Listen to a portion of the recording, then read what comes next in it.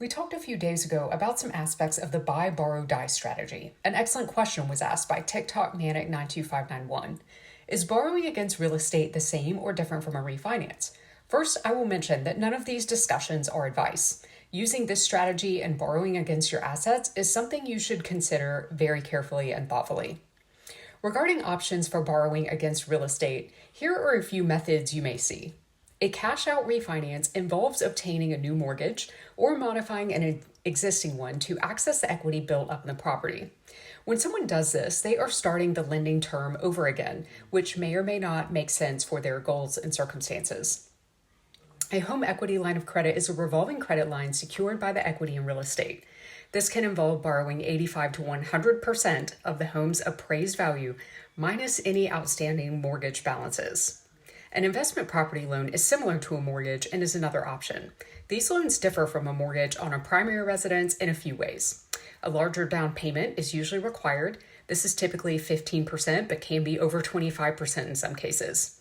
The interest rates are also 0.25% to 0.875% higher than for a conventional mortgage loan on a primary residence.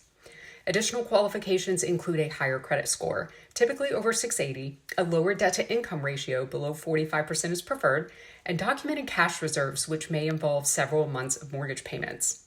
There are a few more differences, but they are beyond the scope of this discussion.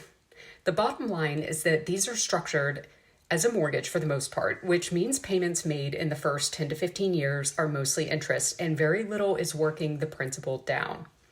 This means equity builds very slowly in the beginning of these loans, just like with a mortgage on a primary residence. Here's a scenario to think through. What if you used a strategy now on the real estate you own to pay your primary residence and your investment properties off in 5 to 7 years and save over $100,000 in interest? What if you freed up a lot of capital by doing this? This capital may be used to buy more real estate or increase your investments in other assets that appreciate over time.